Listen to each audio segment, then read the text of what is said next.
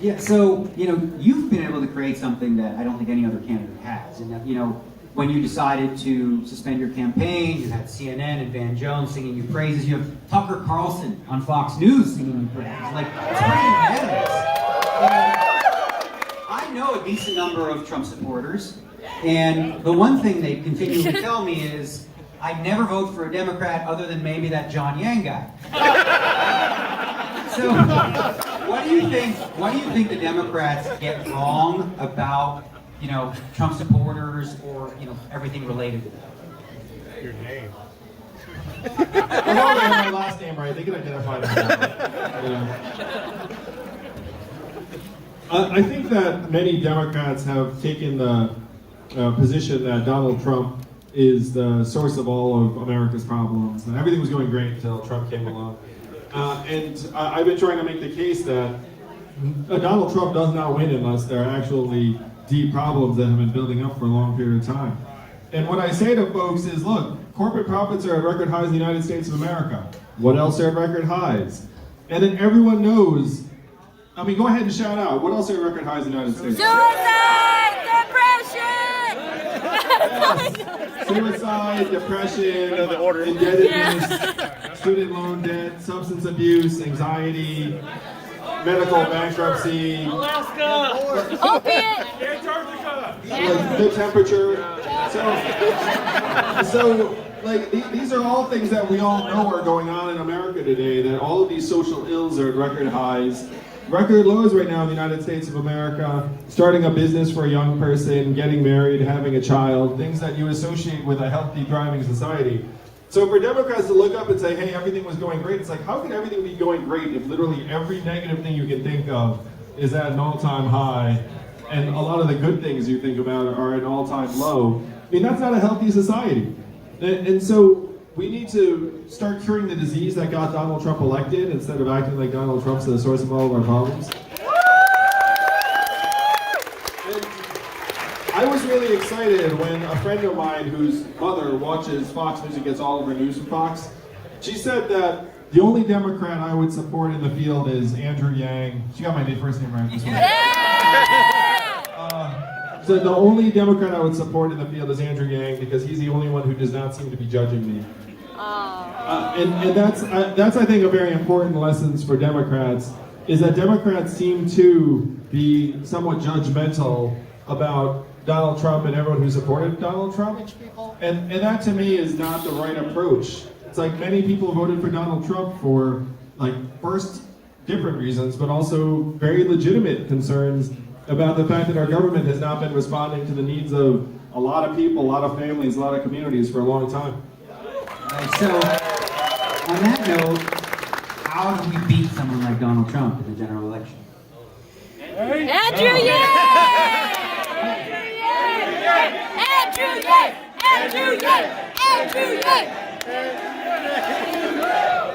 Yeah, I genuinely think I would have beaten Donald Trump.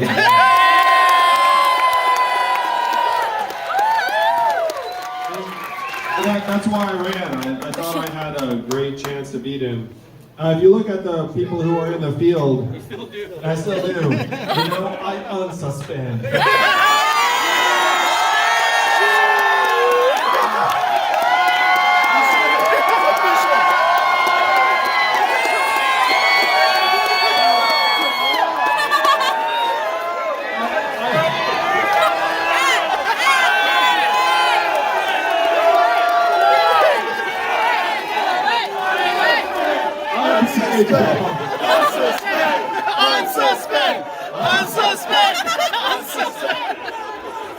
I appreciate that. The media love you now. We'll be back, gang. Don't worry. But in terms of beating Donald Trump in the fall, it's so interesting because, I know obviously many of the candidates pretty well at this point. They all gave me a call over the last number of hours. I was very popular over the last 48 hours. I gotta say, there are a lot of people blowing up my phone.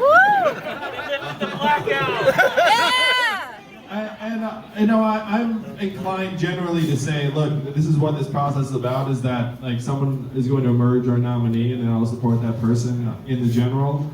But it is a tough call to see which of the people in the field is going to be able to beat Donald Trump in the fall. I think Trump's going to be very, very formidable.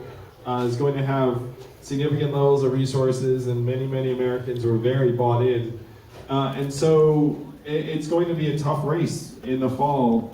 And I don't think anyone looks at the Democratic field and says this particular person is like 100% slam dunk. So you put out a tweet a few months ago that really got everyone in the poker community super excited about online poker. You said something very logical and practical, and we're all like, yes, this is our guy.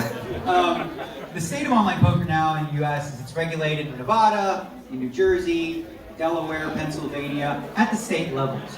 Do you see a possibility for something to be passed at the federal level, or is this something that needs to be just done state by state? I 100% think this should be done at the federal level. I think generally speaking in this country, if you have a state-by-state hodgepodge, it's not helpful for anyone. And this applies to the legalization of marijuana as well. But I have to give credit to the folks here in Nevada, where it was someone here in Nevada. You might even be in the room if you're here. Oh, you're here? Nice. Thank you. So I had a town hall here in Las Vegas, and then he came up to me like afterwards, we were doing selfies, and was like, "Hey, you should really talk about a federal legalization of online poker, because right now we've got the state-by-state hodgepodge, and it doesn't really make sense." And so I heard that, and I was like, instinctively, I was like, "Yeah, this guy's right. You're right." You listen to the people! And what's funny is these are the kinds of problems that most politicians don't talk about.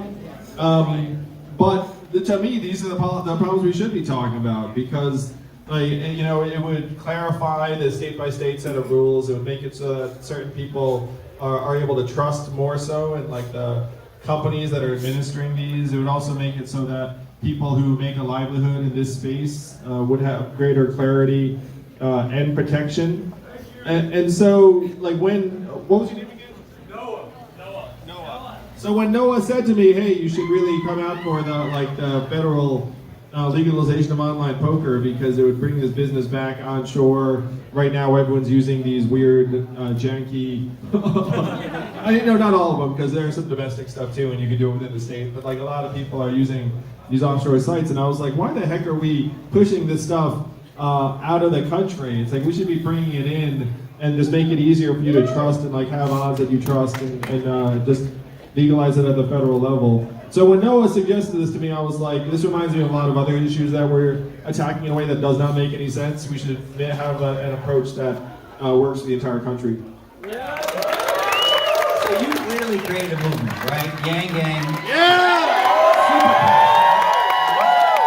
Obviously, a lot of people were disappointed, after New Hampshire when you decided to suspend. So what do you tell these people? What's next for the Yang Gang movement? Because it doesn't stop here, right? Un-suspend!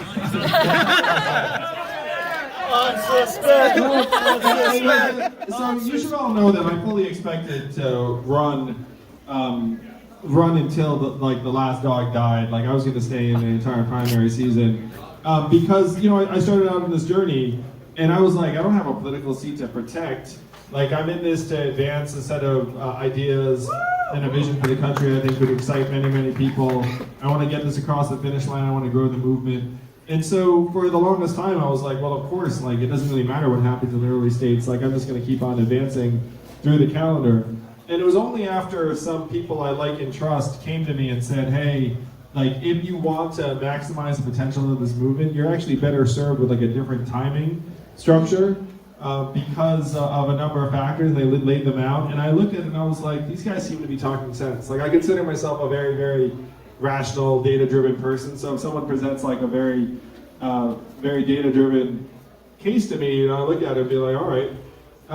And so we got out. Like who presented that case? There's a bunch of, there's a bunch of people working the team. Some of them are backstage. Some of them we pay for good advice. And so after I was persuaded, I said, you know what? If we drop now, then we can continue to build a movement in different ways. To your question.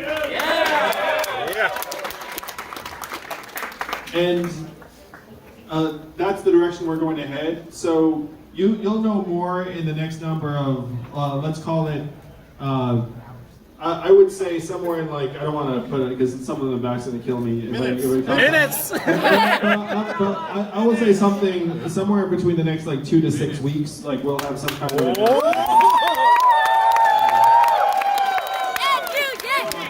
And I have to say, there has been such a love fest about me and the campaign after the fact, where when I talk about my phone ringing off the hook, I mean, you know, it's like everyone from Barack Obama called to like...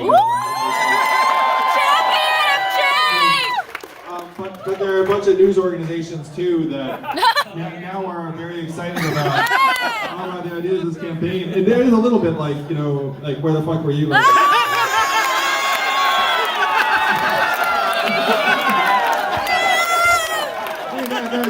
there's of course a little bit of that. You're like, you know, like this would have been nice, like February 9th. But the ideas of this campaign are actually gaining currency and strength. And the really funny thing is that it does seem to me over the last 48 hours that my no longer being a presidential candidate has actually enabled more people to be like, okay, now that you're out, like your ideas are actually...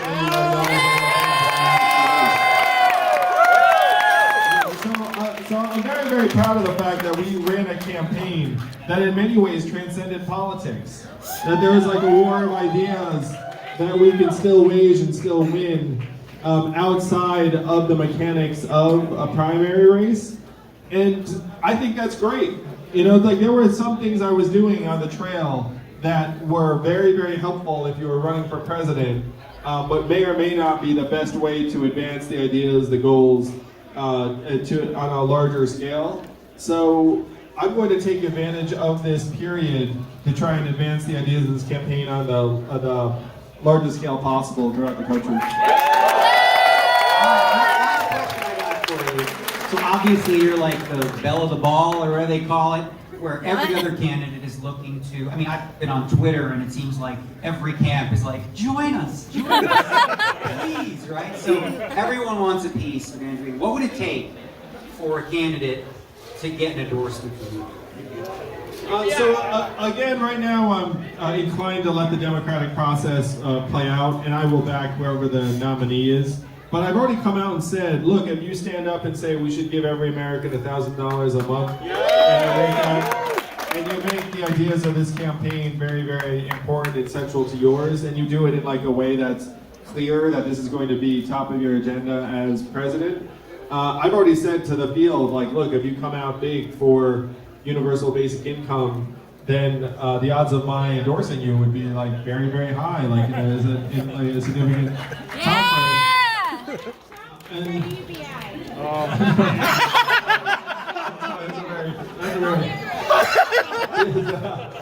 no, if anyone comes out for universal basic income, then the odds of my endorsing them would be like very, very high in that, you know, relative time period. And again, they all have my phone numbers; so they know how to get in touch with me. So that would be one very, very big move. Like others, they have been talking to me about, and I think it's safe to say that if we win, like there's a high chance that I'd want to try and take a role in the administration. If it was in a high enough impact role, we could start solving some of the problems. Yeah! I think I said in the Atlantic, it's like I'm not a dick, so like, so if you want us to do some work, you know, like I'm happy to do work.